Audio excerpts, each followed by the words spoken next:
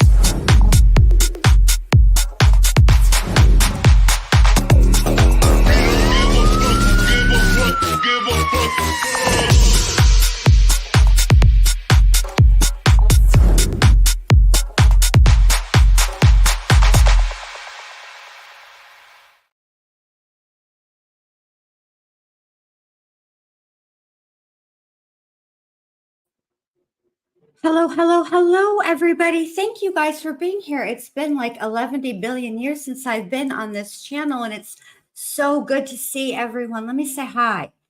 Let's see. We got Tammy's Clips. We got Sexy Wild Thing, Carol freaking Claus. We got AJ. We got Jelly Baby. We got Stephanie. Hello, hello, Allie. We got Music City Mom. We got Nadine to see you guys. Hello. Brandy, hello. I'm so glad that you guys are here. Yeah, I love that song too, but I forgot that I canceled my Epidemic Sound thingy subscription for this channel, and I'm going to get a copyright claim, so I'm going to have to edit the replay, so the live chat's not going to be available, but it's fine. I'll pay for it at some point. It's like, I don't know, the price went up. It's more than it was when I subscribed for the other channel, and you can only have one YouTube channel at a time, which is, god dang it, really super freaking annoying. Hold on, somebody has messed with my microphone, and there's going to be consequences and repercussions. I'm just going to leave it because now it's driving me nuts. Hold on, I can't leave it. It's going to bother me.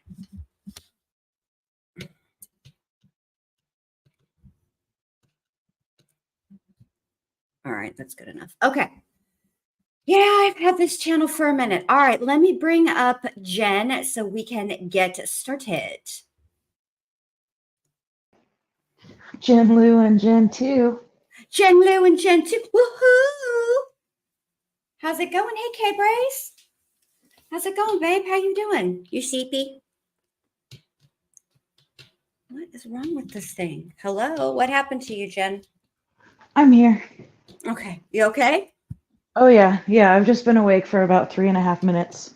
I know. I was worried about you, which I wouldn't have been mad or anything because you've been really busting your butt, and I totally would get it if you were late or whatever. This microphone is really ticking me off.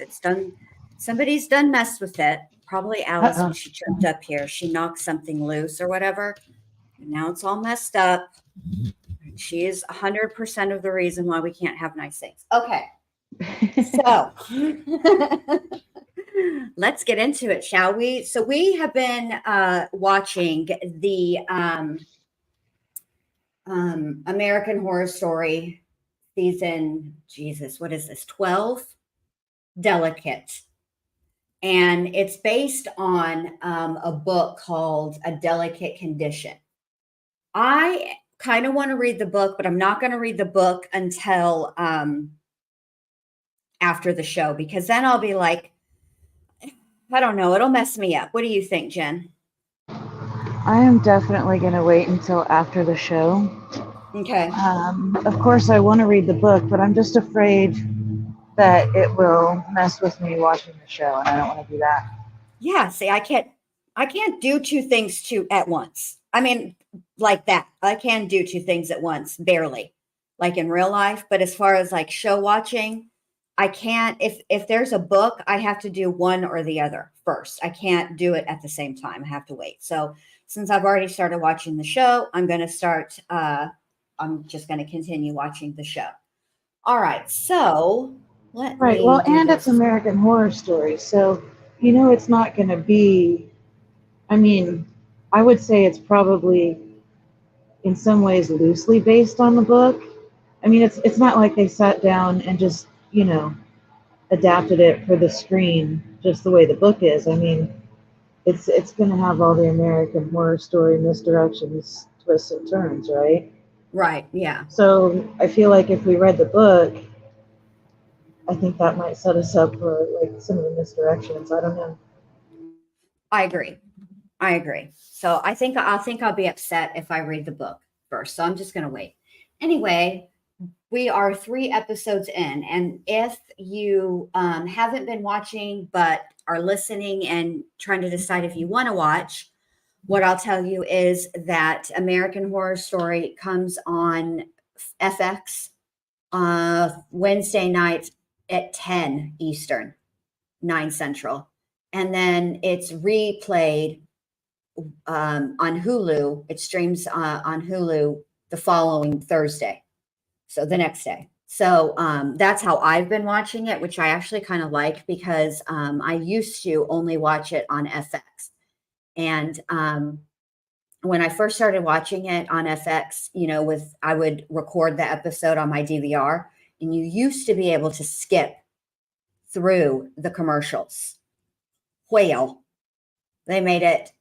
If you record it on your DVR, you can, but sometimes I would forget and I would have to watch it on demand. And if you watch it on demand, you cannot skip through the commercials, which was very annoying to me. Although, oddly enough, there are many, many times when I need to go somewhere else. I'm too up in my brain. Usually it's when I'm covering like a really in depth, they're all tragic cases, but when I go real super in depth, like with Gannon, I have to have some kind of so I will sit and watch YouTube videos that are like 80s commercials, even though I don't even like commercials, but I like the old 80s commercials. I just don't like today's commercials, I guess. So anyway, what are you thinking of the episodes and the show so far? I'm thinking I wish my neighbor wasn't mowing his grass, and I apologize. But I'll be back in a second. So far, I'm happy because last season, season 11, was New York, and I just couldn't get into it. I mean, it was really about, I mean, basically in a nutshell, it was about, you know, the AIDS epidemic in the 90s, or I'm sorry, in the 80s, right? And it was situated in New York, but it came out right around the same time that the Dahmer movie came out with Evan Peters as the main character, playing Jeffrey Dahmer. And, Mhm. you know, there were so many parallels, and Ryan Murphy was kind of in charge of both, and it threw me all the way off. So I kind of feel like with season 12, we're getting back into like the horror and the supernatural and the things like that. So I'm kind of happy about that. I agree with some of the stuff you said. So yes, American Horror Story New York, which was season 11. Yes, it was about the AIDS epidemic, but it was also about there is a real life serial killer that did um, um, kill and dismember men in New York in the mid to late 80s and the very early 90s. He was caught. But so it was based on that as well.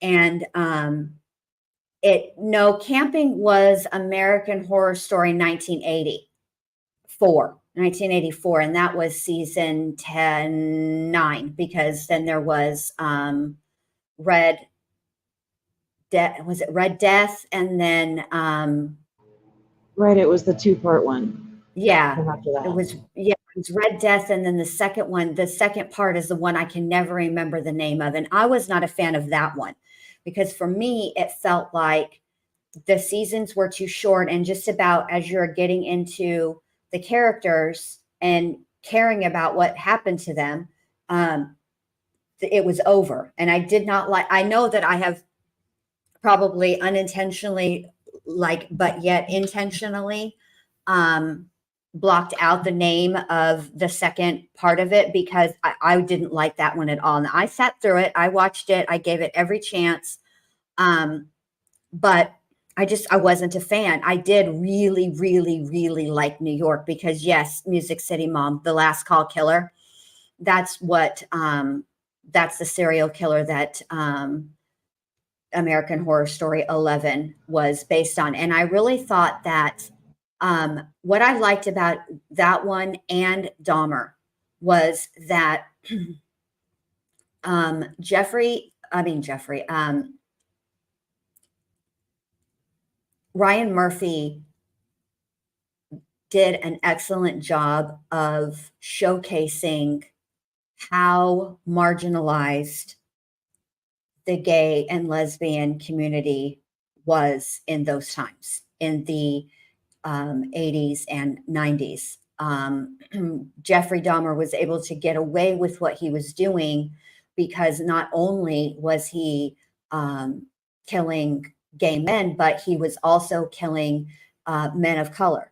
And so those are two marginalized groups. And New York, they have a very, very sad and dark history with the LGBTQ community, going way, way back, and not understanding it, not being sympathetic, and quite frankly, not caring, basically feeling like, or treating that community as if anything that happened to them was their own fault because of their lifestyle. And I just thought Ryan did a really, really good job, like highlighting that and making it part of the storyline, but not, but still keeping to the roots of American Horror Story and making it dark. But let's get to this one. So basically, this season is about an actress, and she is played by Emma Roberts, who is really coming into her stardom, but she also wants to have a baby. She is married to her husband. His name is Dex.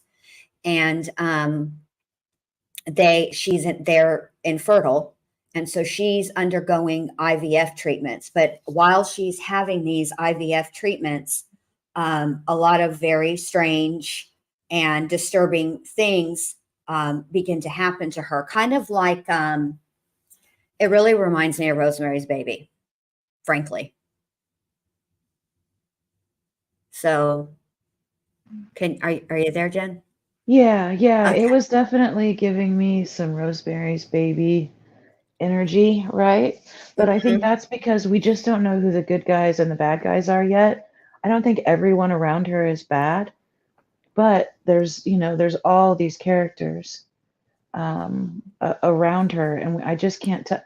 I can't tell yet which ones are real and which ones aren't. I mean, by the third episode, I've kind of narrowed it down, you know. But I don't think all the ones that seem bad are actually bad, if that makes That's sense. what I think. See, I think it's going to be an opposite. I think that the characters that we're seeing that are, you would think on first glance that they're bad, and kind of the way that they're acting, um, that they're the villains in the story. But I actually think that it's going to do a complete 180, and it's going to be the people that you would think would be good, or the heroes per se, in the show, and I think they're going to actually be the villains. Now, Kim Kardashian is in this. She plays Emma Roberts' Siobhan. characters. Yes. What's her name? Say it again. Siobhan. Siobhan. She She's a plays. She's a publicist yeah. to Anna. Anna is Emma Roberts' character, and I have to say, you guys, Kim is actually kind of doing okay. I have to tell you, I'm now, to be fair for Kim, I hope you don't get offended by this, Kim. If you do, oh well. But the bar for Kim, for me personally, was set very, very low. I didn't expect for her to. It wouldn't have taken much to impress me, because I've watched probably, I don't know, 35 seconds of Keeping Up with the Kardashians. If I've watched more than that, it's because it's been on YouTube Shorts and it comes up in my reel. And so I've watched that a few times, like those little tiny shorts, but those are like 60 seconds. So maybe I've watched a total of 2.5, maybe even 3 minutes of Keeping Up with the Kardashians. And I just couldn't, because it's very flat for me. And I just don't, I'm just not impressed. Or, I just wasn't impressed with that show. It's not my kind of reality TV. I like the Real Housewives. I like a bunch of women that are my age and older, who get toe up from the floor up and say the most ridiculous things, have the most ridiculous fights, and all talk behind each other's backs as if there's not a whole ass film crew around them. That's the kind of trash that I like. I'm not even going to lie. I'm not going to front. That's what I like. And so that's what I watch. I thought Kim was doing pretty good, actually, in these first 3 episodes. And the other person that I was looking forward to listening to, or to seeing, is hold on, I never say her name right, so let me Google her really quick.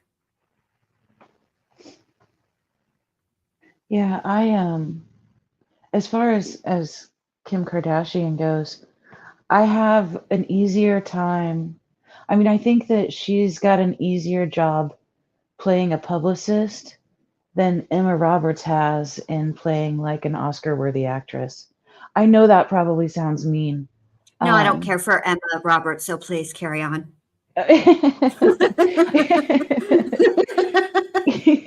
I mean, and that's not to say that I haven't watched everything that she's been in, from Ryan Murphy, because I have. And I don't dislike her, but she's at the Gotham Awards and she's going for an Oscar and she's going to get the cover of Vogue, and I'm like, is she really? Did anybody watch her in Scream 4? Because no. So I guess to that end, I have an easier time buying Kim K as a publicist than I do Emma Roberts as. I Yeah. have to agree. Emma Roberts is not my favorite. I have not liked her since Coven. Just not a fan. Yeah. I don't think that she has a lot of range.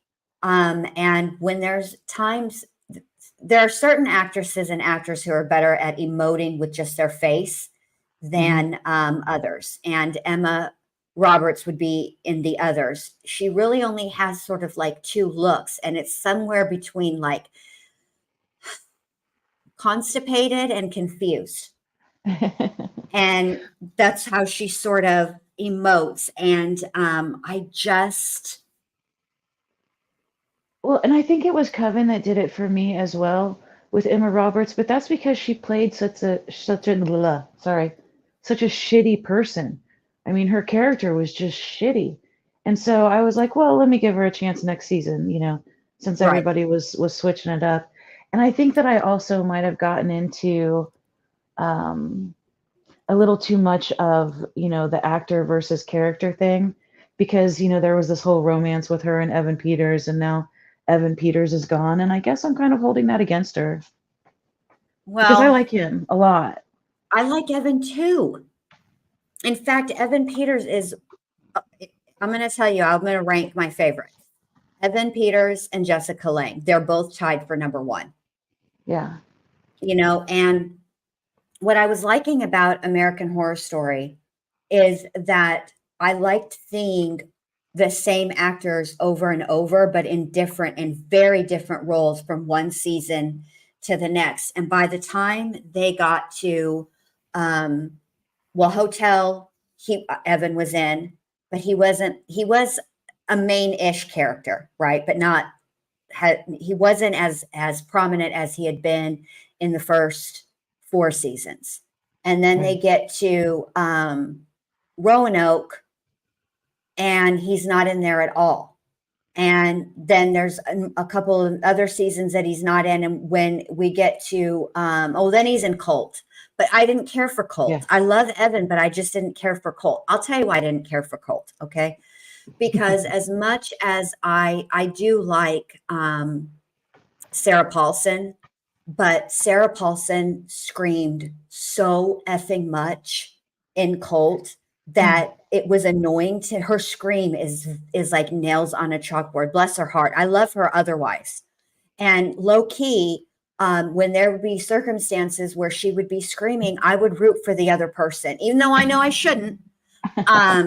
I did, because quite frankly, I got tired of her screaming. I just wanted I wanted her I wanted her character to die, because I didn't want to hear her screaming anymore.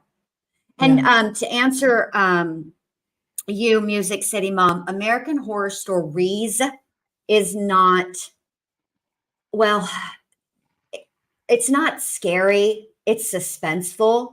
But what I like, that's another one, and it's only on Hulu. And if you haven't watched it, there's 2 seasons. Some of the stories are better than others. It's they're just like little short stories, like a 30-minute episode. I think each episode is like 30 minutes, but they do circle back to some original seasons of American Horror Story. So I always thought that was good. I like that about that. Yeah, I like But the one with Dennis O'Hare and the dolls. yes. I wish they would have done that with all of them, because Me too. I really like the ones that are tied in. Me too. See, I like Dennis O'Hare. I have liked him since Murder House. I really like him. I think he has the best range of an actor, and one of the best ranges of an actor, especially on a series like this. And what I like about Dennis is it does not matter what role, who he is, and what role he is playing. He is so effing shady. The way that he can throw shade at people, and you can tell that the character, they're all in character, right? But you can tell when he's acting, that the other person that he's acting alongside sometimes doesn't catch the shade. And I just love it. I just love Dennis O'Hare. He is creepy when he needs to be creepy. He's campy when he needs to be campy. He's just everything. And I love him. I just love him. And he's in this one too. He plays the fertility doctor and he's really good in it too. He's very snarky and I love it. He is really good in the role, and it is American Horror Story. But let me tell you, if I walked into a fertility clinic and Dennis O'Hare was my doctor, I would turn around and leave. I would probably stay. Oh, no, not me. I love him. Jen, Anonymous, this is my second channel, my Jen Lu channel. I like him and I would probably stay. In fact, I would probably talk shit with him. I'm not going to lie. I just like him. So then we have, so the first episode is sort of laying down the foundation of what this is going to be based about. It's all going to be based around Anna and her husband, Dex, but mainly Anna and her struggle to get pregnant and basically getting fucked with the entire time, gaslit, all the things that you don't want to happen, but is happening. And then the second episode is similar.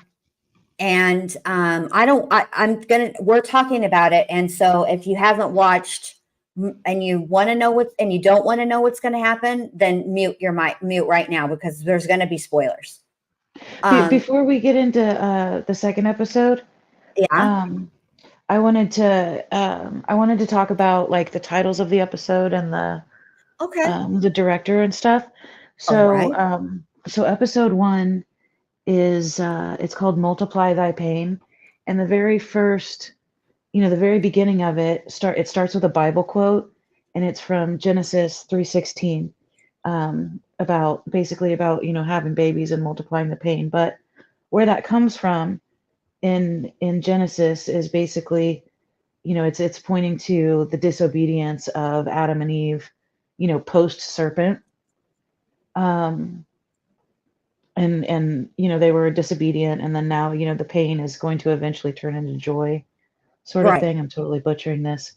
But if you read on after that, it does mention something about the husband, and I just remember the words "he ruling over thee," and there is definitely a feminism flavor to the whole story, and I think that's where the Siobhan character really comes in, because she's constantly talking about things like the patriarchy and stuff like that,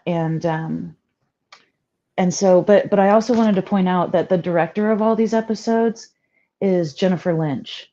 And that's an important thing to note. Especially if you're a fan of David Lynch, her dad, which of course I am, because I like all that weird shit. Yeah, definitely. And I know that Jennifer Lynch is not her dad, but I did notice some very, Lynchian sort of things, like in the fertility clinic, when she wakes up and comes to after a treatment, there are like these curtains between the beds. Now, nobody's in there but her, but the curtains, which are meant to, give privacy around the bed, when they're pulled, those curtains are like super sheer. And it kind of reminded me of like Twin Peaks and the Red Room. And, so I just wanted to point out the whole Jennifer Lynch thing. And she's not the only Lynch to be involved with American Horror Story. Oh gosh, I can't think of his first name now, but Mr. Jingles, the guy who played Mr. Jingles. Oh, yeah. Hold on. Let me pull him. Yeah, I just can't think of his first name, but he's also a Lynch. I forgot about that. Hold on. What was it? 1984? Yeah. Yeah, that was Mr. Jingles.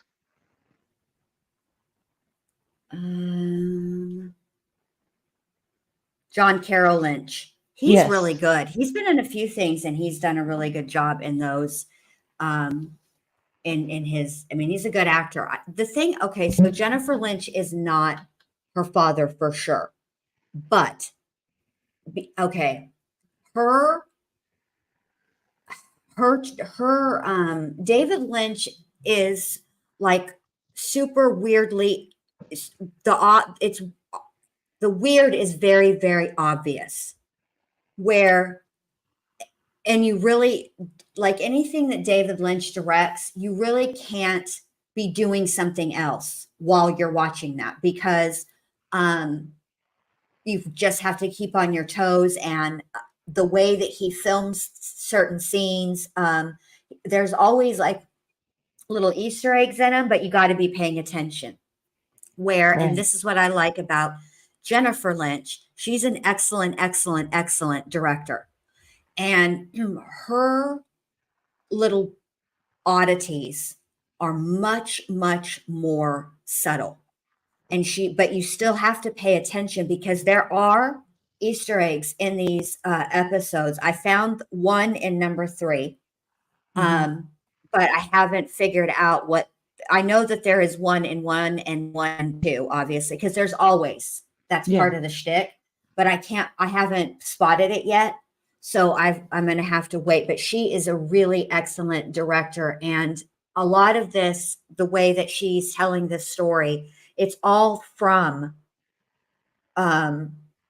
Anna's perspective so far. It hasn't really, you know how like in other seasons of American Horror Story, different episodes would be told from one or two of the main characters' perspectives, not just a single character's perspective. But this one is so far being told only from Emma Roberts' perspective. It has none of the other, we don't really know anything about any of the other characters yet from their perspective. Right. But Well, you know. and because of that, because of what you just said about the things that you have to watch for, and I would pay attention to it anyway because it's American Horror Story. But I found myself really looking for things like colors that were obviously used and what those are supposed to mean, or the symbology of, like, in the case of episode 1, we had the eggs, we had the spiders, and we had a couple of billy goats. Right. And what are those meant to represent, and what colors were significant? And for me, it seemed like it was red and blue in episode 1. And and then I found myself like comparing that to the opening credits, and I did see that there were, it showed spiders a couple of times, and that was heavy in the credits, but also just I don't know, and you can take it too far too and see things that aren't there because you're looking for all the artistic stuff. Well, that's true, but I will say this. I'm glad that you brought this up, because when I was watching the opening credits before we went live, I wanted to refresh and watch episode 3 again. Mhm. And usually when you watch American Horror Story, all of their opening credits are really clues and indications about what the season, to what the season is about. Obviously, the opening credits contain, a gynecological chair, a pregnant woman, a stork with a baby.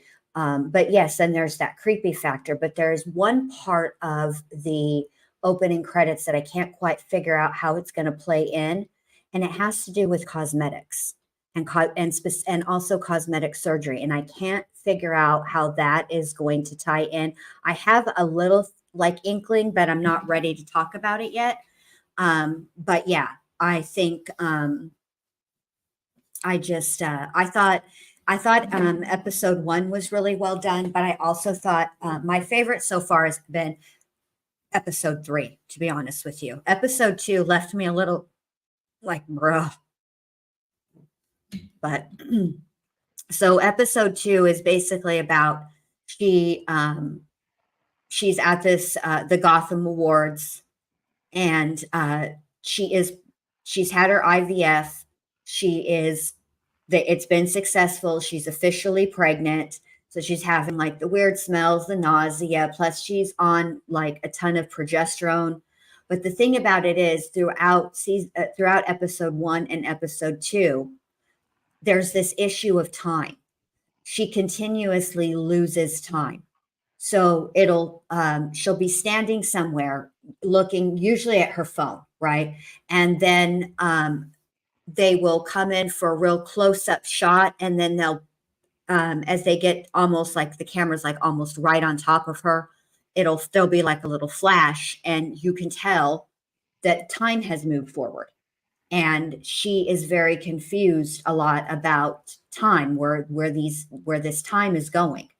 So they end up getting a house like out in the country because this woman, what's her name? Preach something. What's her first name though? The preacher character, the one that Yes, is, that she thinks is stalking her. yes. What is her first Um, name? Preacher. I just remember them screaming, Miss Preacher, Miss Preacher. that's all I remember too. I don't All remember right, the so first Miss name. Preacher, and I've been trying to figure out who that woman is every time I watch, but I without Google, I want it to come out of my own brain, and I think I realized who she is. Do you guys remember the sitcom with Brett Butler, where she was the single mom and she worked at like I think it was like an oil refinery? Yeah, Now and I it was can like she was in AA. yes, Yeah, it's her best friend neighbor. That yeah. lady is who plays Miss Preacher in this, and she's significant too. And there's some caped woman also who follows her around with these bright red. Um, what am I trying to say? Like um, boots, but they're like what's the word I'm trying to use? Like Very gothic. latex boots. They're like super bright red. They're very gothic. You can't make out any real discernible. You can't really see who she is. She's got big black glasses on. She's wearing like this, like almost like what Red Riding Hood wore, the little cape with the hood, but it's black, and she's all dressed in black except for these, latex, bright red leather boots or Oh, I could tell exactly latex who it boots. was though. I know who it is too, but that I'm not trying to get there yet, Jan. We ain't there yet. Okay. So she's being, she accuses Miss Preacher of breaking into the house or breaking into their apartment, and it scares the crap out of her. So this is why they go and they get a home out in the country, and she's at the yoga place. But there's one part you talk about the part at the award ceremony. Um, well, was the award ceremony before or after they got they got the place in the Hamptons? The place in the Hamptons was Talia's, which is so Dex has an ex-wife. I think we should go over the main characters first. Yes. Why don't you? I need a sig. I'm sorry. You go over the No. main characters. I'm going to have a sig, but I'm going to listen in the chat. So don't be pulling no shenanigans, y'all. I'm letting Jen run the stream just real quick. I need a sig. Shenanigans. All right. Shenanigans. All right. You tell them about the characters. So obviously the two ones that we already talked about, the main characters, Anna and Dex. Anna's an actress, and Dex, I know that he has, he's involved with an art show. Dex has an ex-wife who was killed in an accidental kitchen fire. She used to run a restaurant that was called Hestia, and her name was Adeline, and that was Dex's ex. And she had a best friend named Talia, and Talia is still very close with Dex. And Talia is like that character that we love to hate. At one point, they're sitting down to dinner, and it's Talia and Anna and Dex, and she makes a comment about, I wish Adeline was here. I can basically feel her spirit here, and she would have, it just and it just made Anna very uncomfortable. And then at one point, Dex refers to his ex as the love of his life as he's talking to his current wife, which also makes Anna very uncomfortable. So there's this jealousy of, Anna being the replacement for Dex's ex, Adeline, who was killed. And so the Talia character, she's just very insensitive.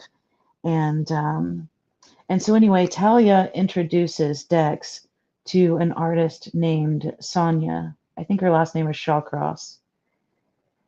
And apparently Sonia or Sonia, I can't remember which. She is a spitting image of Dex's ex-wife, Adeline. I guess they basically could have been twins. And Talia sets Dex up with Sonia in a work setting. And Anna is you can tell that she's jealous of this. Another character is we have the lady in spandex, and then we also have a nurse. Well, we find out that she wasn't really a nurse. All right, Jen, I'm screwing it up. Anyway, there's Nurse Ivy. There's also Mrs. Preacher, who is just this creepy person who, she does really seem to be following Anna around. She's obviously real because other people can see her. And I think that she also has an account online called Annihilate Anna. And I'm sure we'll get into that when Jen gets back. And then we talked about Dr. Hill, who's the fertility doctor. And after they get to, so after the award show, at the award show, Anna goes off to the bathroom, and there's a woman in the bathroom that I would call like a super fan. And something happens, and she touches Anna's stomach, and Anna just freaks out like, "Don't touch my fucking baby," and then smashes this woman's head on the counter. And then the woman falls down onto the ground, and it's obvious that she's dead. But then 5 minutes later, she isn't dead, and she's sitting in the audience while Anna is getting the Gotham Award. But while Anna's getting the Gotham Award, she begins to, I would say vomit, but it's like this black tar-like substance.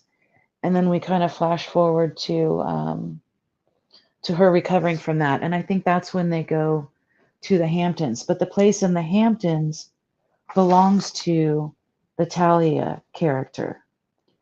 And there's a security guard there. I think his name is Kamal. And there's also a house manager, but I think I'm getting ahead of myself. I think those are all the main characters. We've got Anna, Dex, Dr. Hill, Talia, Sonia, Adeline, Ivy, Mrs. Preacher, Talia, Kumal, and who's the house manager? I can't remember her name. Oh, she comes to American Horror Story. She made her, so she's from Pose, and I'll tell you who she is in just a second. She starred in Pose, and then she was also in American Horror Story 1984. Damn it, phone. I don't know why this phone does this. It makes me so mad. Hold on a second.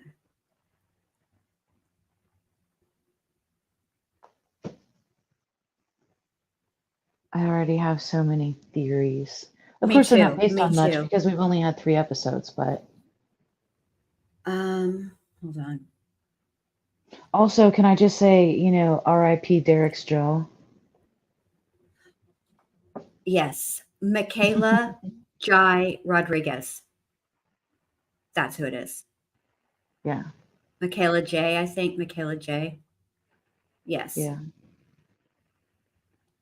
I just can't remember her character name. I don't either. Also, how Emma, I forgot about this part, and it's kind of annoying, but I'm going to tell it anyways. So how Emma Roberts got to be part of the American Horror Story franchise is because she was part of another franchise on MTV that also Ryan Murphy was a part of, which was Scream Queens. She starred in that, and that's how she got over to American Horror Story. Billy Lord too. That's where they come from. They come from that series. But that's not really the point of any of this. Okay, so now what were we talking about? I just went through just basically all the characters. Okay. So this is the weird thing about all these things seem to be happening around Anna, right? But you can't, some things you know are real, like Miss Preacher, because other people see her and holler out her name. But then Right. other things happen that you're not quite sure if they actually happened or not, because there's almost no reaction from anybody around her when they're happening. So you don't really know, is this something that is going on literally, or is it in her head, or what is happening here? So, which I always like. And so they end up moving out to the Hamptons, and in Talia's house. And so Anna goes to yoga and starts to bleed. So they take her to the emergency room. And this is where we see Nurse Ivy, who's played by Cara Delevingne. And I like her. A lot of people have like a weird, she's one of those people you either like or you don't. She's kind of like, like black licorice. You either like black licorice or you don't. And I happen to like black licorice, like not a lot, but I do like it. Anyway, and she's getting this sonogram, but it's, an intravaginal sonogram, which is uncomfortable anyways. Like there's a lot of uncomfortableness in this whole series because of course it's all surrounding, IVF. So you got to go to the gyno, right? And no ladies like to go to the gyno. I have been a lady all my life, and I know a lot of ladies too. And I've never heard any of my girlfriends ever say, "Oh my God, guess what I'm going to do? Tomorrow I have an appointment with the gyno." It's plus when they show the gynecological chair, they do look like instruments of torture. I'm not going to lie. If you didn't know any better, if you just absolutely had no clue what they were and you were just seeing it, it looks like some sort of medieval torture device. It really does. It's not comfortable. It's just very awkward. There's stirrups. It's just awful. Anyway, so she's getting this very almost violent ultrasound. And then they tell her that she's lost the baby. And that's kind of how episode 2 ends. And then episode 3 begins with Emma Roberts, Anna, tossing, spinning around while she's holding her baby in the air above her and looking up at her. And then she tosses the baby up in the air and the baby just disappears. And her dress, which is white, from the bottom all the way up becomes the color of blood. And then she, wakes up, and that's kind of how it starts. And she sort of, no, stirrups, music mom. If they're using syrup at the gyno, I don't know about it, but the stirrups they do, those I'm familiar with. The cost extra is not covered by insurance. That's one of them side things you can get apparently that I don't know about. But she's she's in the back of the car. Kumar is driving her. Dex is sitting next to her, and he says, "What do you want to do now?" She turns to him and she says, "I want to try again," because basically she feels like she's not going to be intimidated by whoever these weird forces are seeking to not let her have a child. And Dex is like, I meant like right now, like, did you want to go get something to eat, basically? And she wants to try again, and it's kind of clear that he doesn't. And so she gets out of the car and says that she needs space. And so she walks off, some of this stuff kind of annoys me because it's like, but it's American Horror Story, so I always let it go because it does actually make sense. But like, it does do that, the traditional horror film thing where the characters do the most ridiculous, unsafe shit. Right. So they were just talking about a stalker. Right. They were just talking about a stalker, and then she's like, I'll find my own way home. And then she's walking through like the dark forest. Right, exactly. Like she's walking through like Mirkwood from Lord of the or from The Hobbit, like the most dangerous forest you can be walking through because shit ain't right. Okay, there's all kinds of fuckery in those woods, and but this is what she chooses to do. And there's a campfire, and this woman is singing "Rockabye Baby," and Anna looks up, and who does she find in that tree but Mrs. Is it the Preacher? Cheshire Cat? No, it's not the Cheshire Cat. But there is a little Alice in Wonderland moment too, but it's later. There's several. Yeah, but Yeah, there's several in episode 3. Yes, it's Miss Preacher, and she's sitting up in the tree, but she's not sitting. She's perched the way a bird would perch, or she's not quite as loungy as the Cheshire Cat, but it's more like she's perched. I don't know how else to explain it, the way she's up there. It doesn't look natural at all. And she says, I've been looking for you. And then Anna takes off running, and boom, she's back at the house. And it's, been like hours. It's dark now. She left, like in the morning on her little walk through Mirkwood, and doesn't show back up to the house for hours. And she mentions this to her husband, right? And he's just oblivious to it. Like, everybody misses time. What do you mean? Like they don't ever really like address it. She says, yeah, I was on medication when I left the hospital, but not medication that makes you lose time. And that's that. So then she goes off to bed or whatever. And it's the next day. And this is when we meet the house manager, who just had a baby like 8 weeks prior. And she's singing Rockabye Baby while she's pumping her breasts and looking at a video of her baby to stimulate the milk production. And there's kind of a little bit of a little bonding moment. And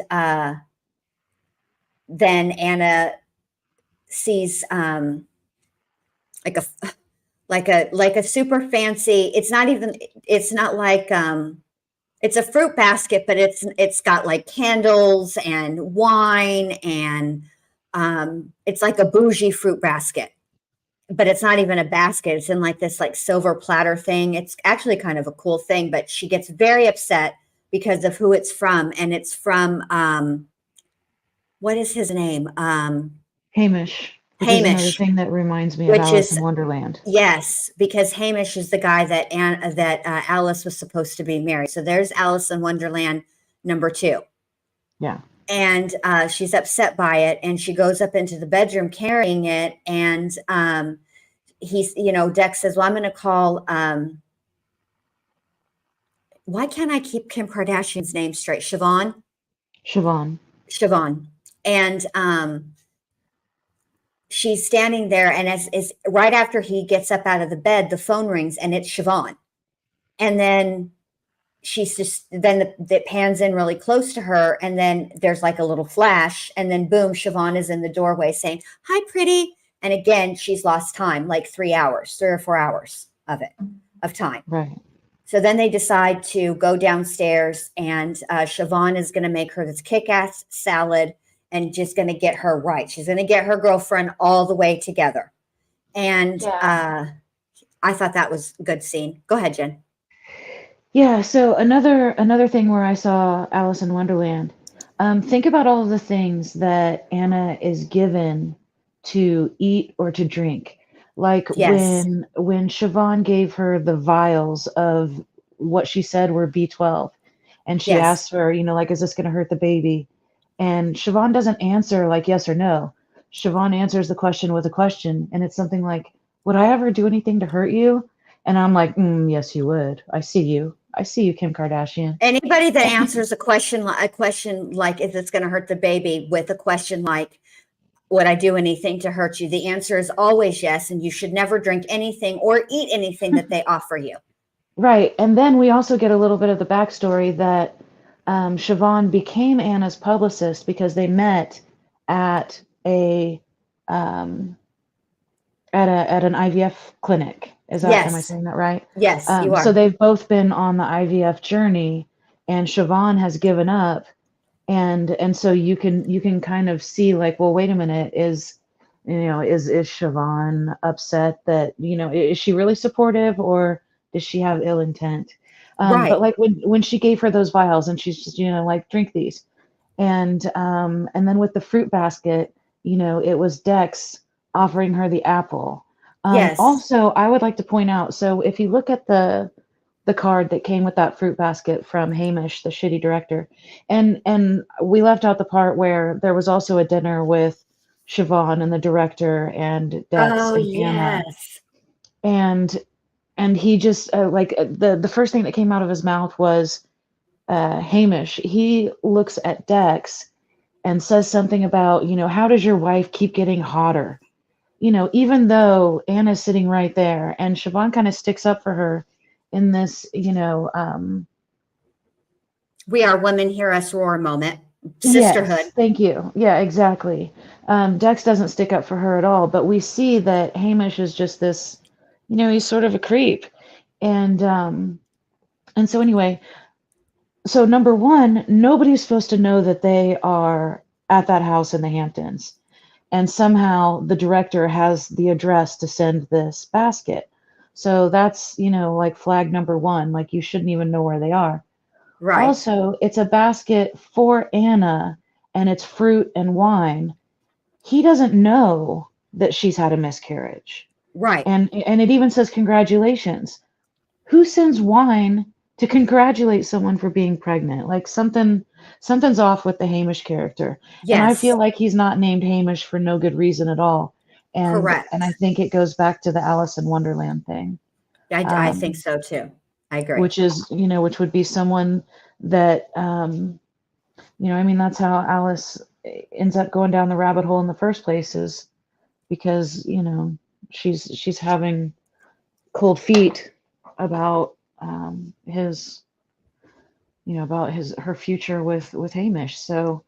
Right. Um, so anyway, I just the fruit basket just really threw me off. Like, who sends wine to a pregnant lady? How did you get the address? Are you the stalker? Right. There's So there's a many lot of things. wrong wrapped up in that one little fruit basket. I mean, I still like the platter. I still like the thing that it was like in. I just thought that silver platter bowl thingy was cool. Yeah. And when she comes to, when Siobhan comes over, uh, after she realizes that she's lost the time, she looks down and realizes the apples are eaten, Yep. the wine is, so again, it goes back to the Alice in Wonderland, the drink me, eat me, and then Yes. that takes us to a tiny little door in the basement. I mean, come on. Oh, yeah. Okay. So we got to get to that. So they go, so Siobhan, after they have their delicious salad, which I love a salad, but after they have their delicious salad, they go for a walk on the beach and they're talking and they're, Siobhan is it said that she's only got like a week more of this pity party, and then she's getting back in the chair because she's going to be on the cover of Vogue. Oh And shit, I did just remember something. I'm sorry. go ahead. I had this. Okay, so I know that you haven't watched the Kardashians much, and I haven't either, but I did. I also get it in the shorts feed. Uh-huh. And I do specifically remember a scene from that show where one of them, it wasn't Kim, it was one of the sisters. I don't remember which one, but there was a scene where she was cutting a cucumber and she was doing it in the most ridiculous way. I wish you could. I'll have to send you the clip, Jen, because then Okay. you'll Okay. see what I'm talking about. But it was just ridiculous. So I think it was Kendall. I think Kendall was like making her own salad and didn't know how to cut a cucumber, and it was just ridiculous. I will say Kim is not cutting a cucumber correctly. First of all, her fingers are not bent. And second of all, her knife work is terrible. So I Well, highly doubt that if she is some kind of a killer, I can tell you right now, she ain't proficient with a knife. Well, I promise you, she's doing a much better job than Kendall did. Than Kendall did. Um, yeah, and I felt like, okay, so she was like, you need to get some real food. And then all of a sudden we see Siobhan cutting this cucumber. I'm like, oh Right. yeah, because that's real food. Okay, yep, we are That's definitely in Hollywood. yes. You Stephanie know? says it was Kendall. Stephanie Was says it it was Kendall? Yeah, Kendall. that's what I thought. Yeah. And the thing So is they zoom in on Siobhan, Kim Kardashian cutting this cucumber. And specifically for the people who were there to watch Kim. Only people yes, who had seen the show would get that. And I feel like there are so many more of those type of things that I am missing. right. But that one got me. But you And can and also tell that Kim knows that she's not good at cutting a cucumber too. She's really intently cutting that cucumber. Do you know what I mean? She's cutting right. that cucumber with the way that somebody who's never fucking cut a cucumber in their life cuts a cucumber. Oh, wait till you see Kendall try it. I'm And then gonna the have to other watch. thing was when Anna went to the Gotham Awards and she was wearing Oh, I the can't believe I historical, forgot or that. the archival dress that Madonna wore in 1991. And Siobhan is the one who gives Anna this dress. And she's like, don't rip it. And I'm just like, oh, they really did that. Because, Yes, the Marilyn Monroe dress that Kim Kardashian ripped. yes. And by the way, that dress, yuck. Like I just was not impressed by that dress. Why was Okay, that I dress will such a big tell you. deal? Okay, because it was the dress that Madonna wore in 1991 when she went, and she was nominated for something with, oh God, Bugsy, the movie Warren Bugsy, Beatty? with Warren Beatty. Yeah, but the name of the Okay. movie was Bugsy. And I will tell you this right now. Madonna did that dress justice. And this was so Madonna had that phase where she was all, best way I can just describe it for people to remember it is she was desperately seeking Susan first, right? She had the lace, fingerless gloves and a lot of fishnet, and her hair was teased and it was that dirty blonde, and her eye makeup was really, really heavy. But Who's that girl? and who's that girl? But as she moved into the early 90s, she then took a lot of inspiration from Marilyn Monroe, and she had her hair platinum blonde. She accentuated the mole that she already had. She wore that really bright but matte red lipstick. She did the, no eyeshadow or anything, just the black liquid eyeliner. It was her glam look. And the way that she even had her hair styled during that time period was just very Marilyn Monroe-esque. And she could pull it off. And she pulled it off in that dress. And she looked gorgeous. Let me see if I can find a picture of that while we're talking. But that was what that was about. So that does make more sense, So with Kim Yes. Kardashian, it was the Marilyn dress. Mhm. And then with the character Anna, it was the Madonna dress where she is, doing the Marilyn thing. But then also that event is when Talia gives Anna the red lipstick. Yes, it is. But the other thing I want to point out to you guys is when I talked about she was going to be on the cover of Vogue, when she's waiting for Dex to get her to pull the car around, to get her from the IVF treatment. There is a woman in the waiting room who is reading Vogue, and she is on the cover of it.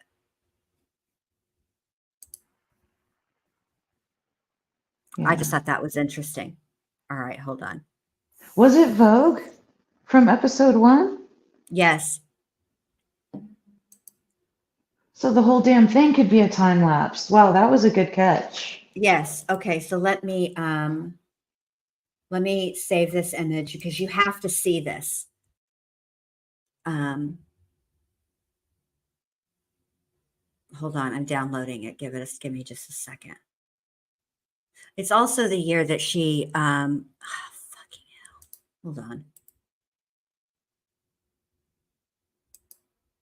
I don't like when it does this. All right, hopefully it'll do it like this. Let me see this one. All right, here we go.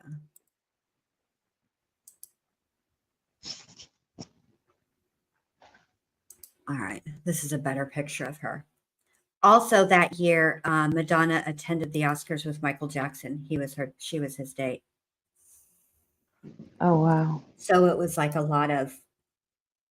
there were a lot of things happening simultaneously. All right, so you keep talking and I'm going to add this so you guys can see. Well, let me go back to my notes. Oh, we're to episode 3 where and that's another thing with the eat me, drink me thing. The house manager also gives her something to eat, and that's how she sees the fruit tray or the whatever and freaks out. Right. All right, so here it is. And she's been given all sorts of things. So she's got this huge bottle of prenatal vitamins. Siobhan gives her the vials of B12 that look like, I don't know, blood. Yeah. I drink 5 Hour Energy, which is chock full of B12 and all the Bs. And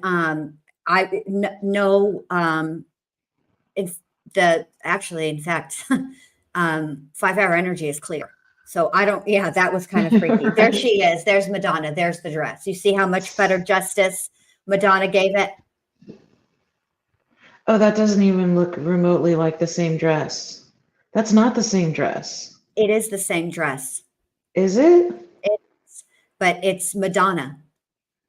Madonna this is when, yeah. Mm-hmm. And Madonna is not like a very big woman. I mean, height-wise, she's tiny. She's only like, I think 5'1" or 5'2". She's very dainty, but she was curvy in that dress. She looked beautiful. Sorry, Emma Roberts. So there's the prenatal vitamins. There's the B12. Dr. Hill gives her progesterone suppositories. There's the fruit basket. I know I'm missing something else. What else am I missing? I don't know. But yeah, that was all giving me, Alice in Wonderland feelings. Yes. So after all this, so they go for the walk on the beach. Siobhan leaves. Anna is still continuing to walk and she stumbles. And what does she do? She bends down and she finds this doll, like a Barbie doll, but it's a doll of her from a sitcom that she was on when she was like a teenager. It was like one of her first roles. And there are pins all in the belly. And she, is weirded out, as anybody would be, but she doesn't say anything. No.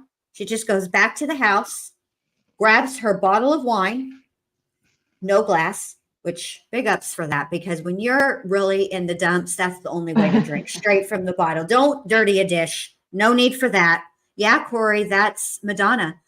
And she goes down to the basement and she starts going through the box of all of the baby things that they had purchased prior to, and then there's a book and it's, I can't figure out, it's Talia, I think. Yeah.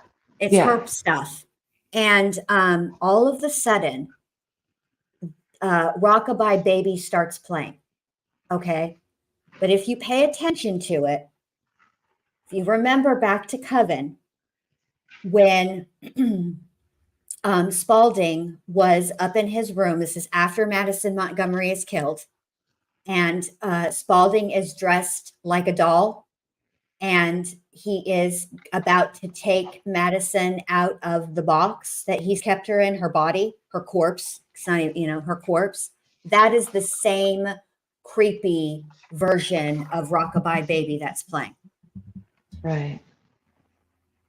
So So that episode happened. 1 was called Multiply Thy Pain. Episode 2 Yes, was called Rockabye. And episode 3, was it When the Bow Breaks? I think, yes, Something about the bow.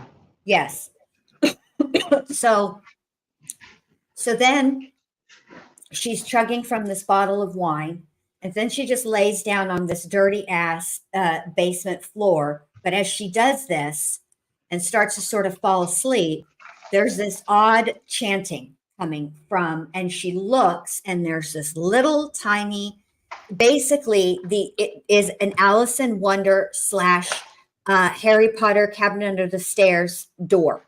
So Yeah. she, of course, what do? I mean, you hear weird ass chanting, and this weird ass door that you never noticed that was down there before. What do? You crawl towards it, and then you crawl through it. And Definitely. so she's crawling through it, and then you realize that it opens up into a bigger room. And to be fair, I think she could have actually stood up the whole time. I think she might have only needed to crawl a little ways in it, and then you can see that the ceiling sort of lifts. But I guess for whatever reason, dramatic purposes, I don't know. But anyway, she's crawling, and then she stands up, and there's these rooms, and they've got like babies in jars, and then there's another room, and it's all lit by candle. There's no electricity in this mug at all. So then and it's all dirty, because obviously.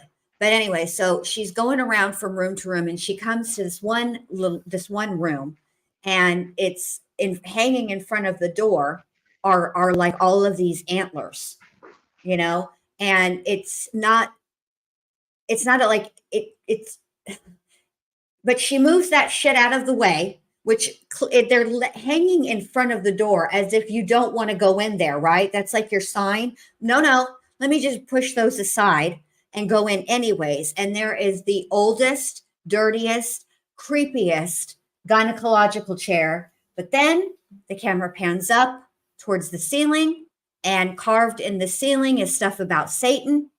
And she turns to try to leave, and boom. I forgot this part.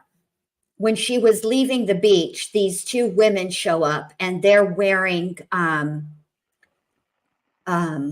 crow wings as headdresses. It's actually kind of a cool outfit, and they're completely dressed in black.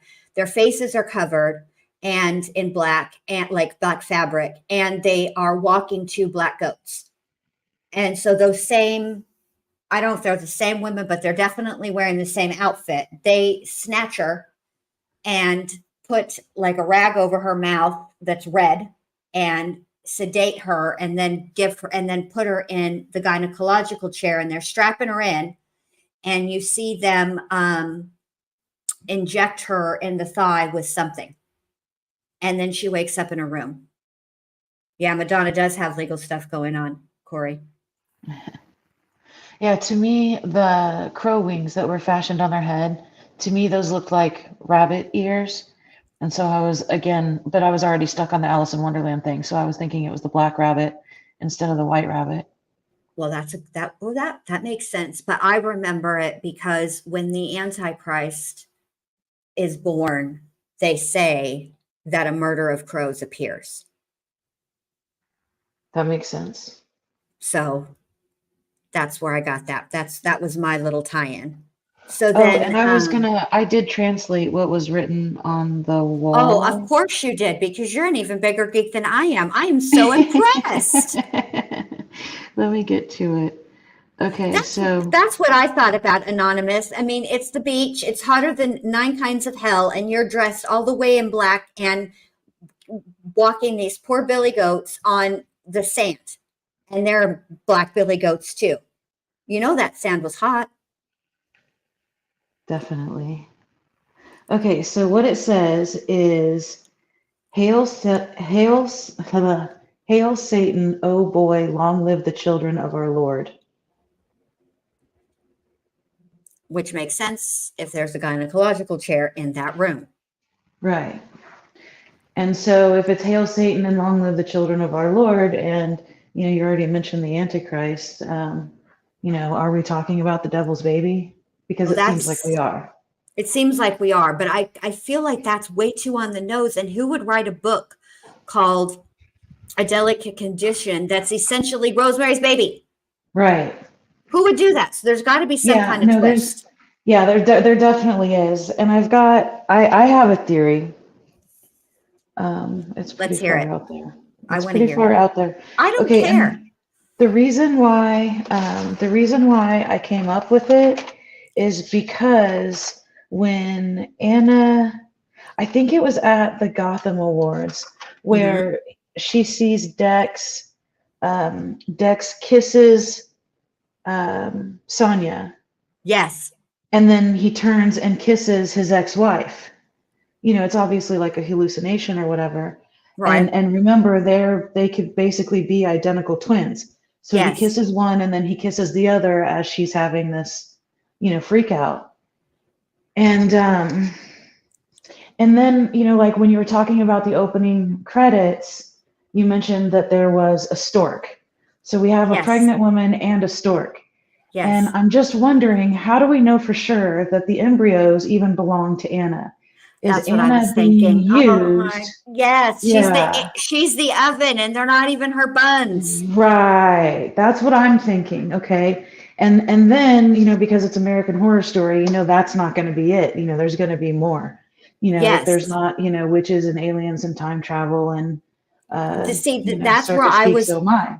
Yes, that's what I see. That's where I was going with the loss of time, because loss of time is usually very synonymous with aliens. Right. And if you remember from Murder House, Vivian was to have the Antichrist, right? And the Antichrist is made by an unholy union and I don't think that Sarah Paulson's character, oh my God, what was the psychic's name? Billy, something, what was her name? Shit. Crap. Let me hit up the Googles. I can't think of it either. Billy Day? No. Okay, hold on. I'm stuck on Billy Lord. I can't get it out of my head. And now that I'm on the wrong one, I can't get off of it. Let me look. Hold on. Here we go.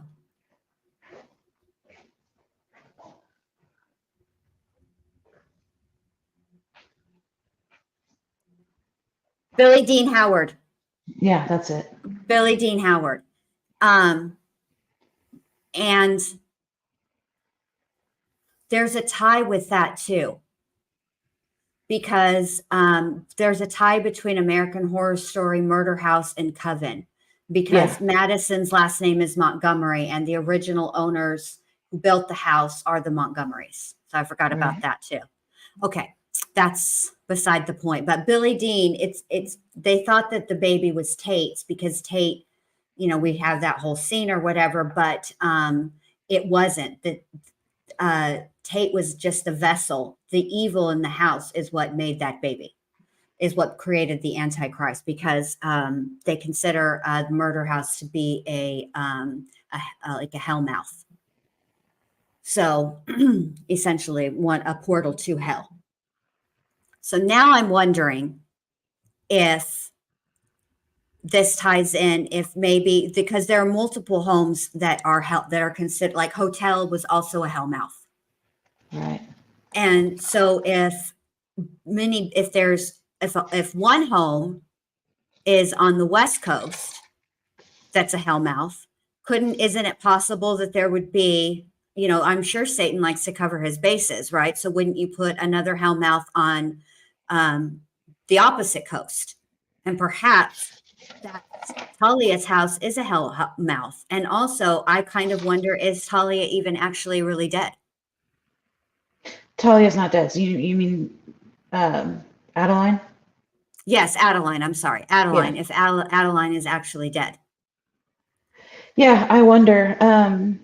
If that has something to do with the cosmetic surgery. See, when they do the opening credits, pay real close attention. It's very brief, but there's it looks like what you would have like a facelift.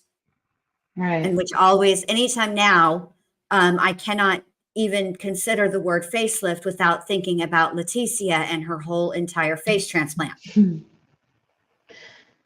So you think that Sonia and Adeline are the same person, not just two people who look very much alike? I think they are the same person, yes. Okay. And I'm wondering if what has happened is Adeline didn't make a deal with the devil. And it's interesting that they look so similar, right? Yet, what does Sonia do? Art, which is what Dex does as well. So, you know what I And mean? what's the deal with her spiky heels? We've I seen don't those know, 3 but times, that's and it does another. seem like Sonia's the one stalking Anna because we hear the heels in the alley kind of chasing Mhm. her. We see the heels in the bathroom. She's not supposed to be there. And then we see the heels at the art show when we know it's Sonia who's wearing them. Exactly. And the heels are featured also in the opening credits. So In the that opening means they are a credits. part. That means something is important about those. Right. So then we have, because there's a theory too, and I can't remember what it is, that Alice in Wonderland is also synonymous with some other type of situation happening, but now I can't remember what it is. Because I went Well, down and you that see, rabbit hole a long time ago too. so you know how I looked up and translated what was on the wall in the creepy ass basement? Yes. What I also did is remember when Anna's like Googling things and Yes. she gets the Miss Preacher posts the image that she took of Anna on the internet, and then below that there's another screen name called Annihilate Anna, and I think that's also Miss Preacher. Yes. But I actually looked into the things that Miss Preacher was posting about, right? And one of the Right. things that Miss Preacher was posting about was Queen Mary the First. Now, Mary comes up again because that's the house manager's baby's name. You know, her Yes. name is, or the baby's name is Mary. But Queen Mary the First was also known as Bloody Mary. And then we have Yes. that scene where the mirror breaks. Yes. But Queen Mary the First, there was a whole thing about, you know, her selling her soul, basically. I mean, I wouldn't do it any justice if I tried to tell it, but I did at least look that far. And then another thing that she was posting about, Miss Preacher, was like this conspiracy theory type article about secret witches in Hollywood. Yes. And so, you know, I mean, you know, those things weren't just shown for no good reason. It's American Horror Story. Every detail matters. Yes. And then there's something, spiders are also supposed to be a sign of demonic presence. I forgot about that too. So what do you think about the skin peeling? I mean, spiders do shed their exoskeleton, but there's also a snake in the opening credits. There's that scene where Anna peels the piece of skin from her face. And I thought I was so slick because I can't remember if it was I don't know, whichever episode it was where Nurse Ivy, who may or may not be real, gave the sonogram. Yes. I noticed during that Nurse Ivy had the same blemish on her face as Anna has on her face, and they really put a lot of emphasis on this blemish that's growing on Anna's chin. They did, and then she keeps picking at it. But I think that if there's a snake, and if you put that with an apple, right? The snake in the Garden of Eden was supposed to be the devil, was supposed to be Satan, and tempting and then they Eve. made it so campy.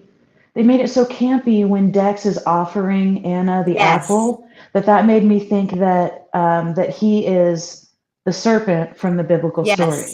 Yes. You know, he's not Adam. No, but he's the serpent. Right. Which makes you wonder then, so if he's the serpent, which is symbolic of Satan, right? Then if it is his sperm, wonder whose eggs it is.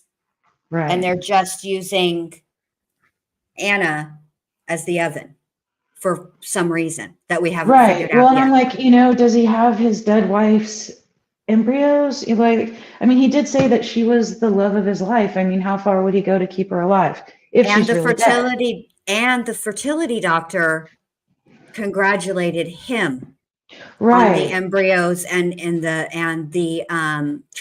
implantation, not Right. her. And then as Anna's coming out of the sedative, she looks at the doctor and she's kind of like, well, why did you say it just to him? And I was like, oh, that's important. It's all important. Yeah. These are the little nuances that you catch. That is what makes, I think personally, it's been a while since we've had an American Horror Story season that is like this. 1984 wasn't. Cult, it was a little bit. I don't like to even talk about Roanoke. I like to pretend that that is not even a season that exists. See, Allie loves Roanoke. I don't. I just didn't. But the thing is that we're only on to season 3. Now, what I will tell you is, episode 3. Sorry. What I will tell you, I know. Leave me a reminder how dumb I am in the comments. We're only on episode 3, but usually however it falls, let me look at the calendar to see what day Halloween falls on this year, because that's important too. The Halloween episode of each season is always a little longer, and it's always the one that reveals the most. Yeah. So Halloween this year is on a Tuesday. So that means that the Halloween episode for American Horror Story will be the 25th on FX. So the 26th for us. And that one will be usually it's at least 5 to 6 minutes of actual show. I'm not talking about like how they, do you with, extra commercials. Yes, I'm looking at you, Walking Dead. Remember Walking Dead used to do that, tell you that it was going to be an extended show, and literally all that was extended was the commercials. Just to make me so mad. Anyway. I did notice too that in episode 1, the date on Anna's phone was September 4th, which, this year was Labor Day. It said Monday, September 4th. And so I even looked in the calendar. Yes, I am not well. Okay. We know this. You're perfect. I looked on the calendar and in 2023. So I just wanted to know if this was supposed to be, her password is Dex 2020. But anyway, yes. The only year with Monday, September 4th is this year, 2023, and that was Labor Day. So interesting. I actually didn't catch that. Huh. I'll have to think about that.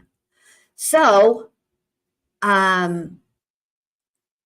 that's pretty much where we're at with the first 3 episodes. I'm telling you guys, now listen, this is the best compliment I've gotten all night ever in my life. No, just kidding. You guys have all given me great compliments, but my Sam is always trying to get me to pay attention to symbolism and things. And the fact that she is saying that us putting together the symbolism in American Horror Story is amazing makes my heart so happy, because I sometimes think Sam might wonder if I do listen to her. And yes, Sam, I do. I pay attention to everything that you tell me. It just doesn't always come out immediately. But now you see, Well, so if Dex is learning, if Dex is resembling the serpent to us, for me, Anna's got all the spider things happening. So Dex pulls a spider out of her hair, right? Yep. We have the skin thing. Let me Google out and see if there's some other things that spiders are symbolic of. Let me just, because there might be other things that we missed. All right. Right. So at one point, Siobhan and Anna, Siobhan is telling Anna, I'll help you raise this little spider baby. it was, I can't remember the context of why Siobhan and Anna were referring to it as a spider baby. Because, And then, well, you know, yeah, I this, can't either. I can't remember the context, but then there was also that scene, remember, where Anna's looking in the mirror and or I don't know if she's looking in the mirror. She pulls like what we think is a strand of hair, and it just keeps going and it's just like going and going and going. Kind of like, you know, it seemed like a spider web to me. It seemed like, you know, how a spider would Okay, now I release the think I web. have it. I think I got it. A And spider has a, oh, go ahead. Sorry. no, I was just, and then also in the opening credits, it shows, you know, there's a lot of the symbology with spiders, but also it shows the baby with like these long black fingernails, and it shows it Yes. right after the spider. So it's something about the mother and the child and the spider symbolism. Wait till I think. tell you what this means. Okay, spider has a variety of spiritual meanings. Spider symbolism includes creativity, rebirth, being self aware, and we're all connected. The spider has symbolized patience and persistence due to its haunting technique of setting webs and waiting for its prey to become ensnared.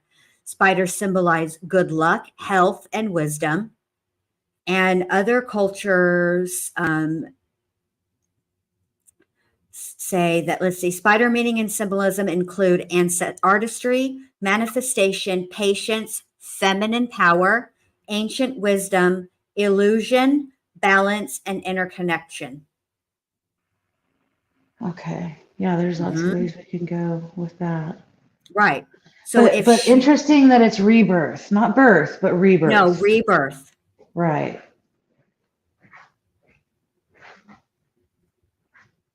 So what does the Bible say about spiders?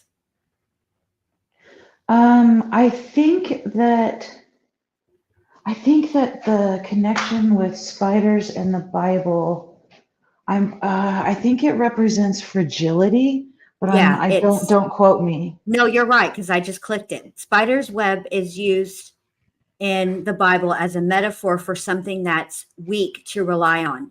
In the book of Job, it's compared to the quote, trust in a hypocrite. The spiritual meaning of spider webs in the Bible is compared to evil acts in Isaiah, stating they're useless and weak to us, much like the spider's web is. Yeah. Useless, weak, fragility, fragile. Yeah. Okay, and what does the Bible say about spiders and dreams? According to the Bible, spiders generally symbolize fragility, death, disease, condemnation, perversion, and evil. Additionally, they can also mean fear, abandonment, sin, and immortality. So spiders, which this is something that is interesting because there are biblical references in this season, but Ryan Murphy is very rarely on the nose. So, and usually he is about the duality. And while spiders can represent, in the Bible, they represent one thing. In other cultures, they represent something else. And I think that that's very interesting. Yeah, I definitely don't believe that they're working with Anna's embryos. I really don't think they are. No, I don't either. I think they're working with somebody. I think they're working with. And it definitely has something. Wait a minute. What did you say? Did you say her name is Adelaide? Adeline.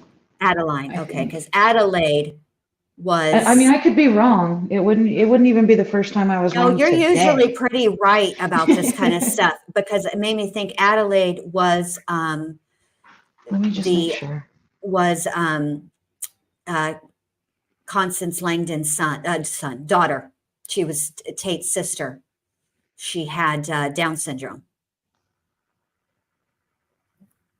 Yeah, Adeline is this season. Adelaide is Tate's little sister. Yeah. That was what it was making me think. Yeah.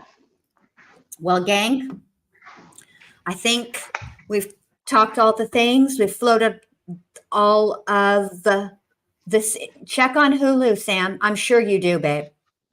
And if not, get a free VPN and set your location to the United States. Bing, bang, boom. You'll be able to watch it. So anyway, I'm going to let you guys go for tonight. I hope you guys enjoyed our little chat about the first 3 episodes. We'll be back next Saturday on this channel at 7 Eastern, probably because I don't think we'll be done with the calls yet. If we are done with the calls, then it'll be 9. But anyway, that's the plan. And now, if you guys would all do me a huge, huge favor, I don't have Nightbot set up over here yet. So hold on and let me grab the link for you guys to go over to Alex Erickson's channel, where if you haven't got enough of Jen and Jen 2, hold on to your hats, ladies and gentlemen, because it's about to be 2 Jens and an Allie over on Allie's channel. And we're going to be discussing the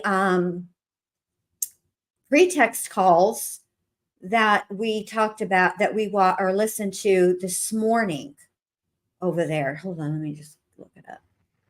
Yeah, batch 3 from February 16th. Yes, and then tomorrow morning I have batch 4. And I'll be premiering it at 10:30 over here. And I got to figure out how I'm going to work all of this and do all of this, plus do Gypsy and Nick, because I really want to talk about the murders, or the murder, but the murder is a lot. The crime itself is a lot. There's a lot of things that I want to show you guys and tell you guys.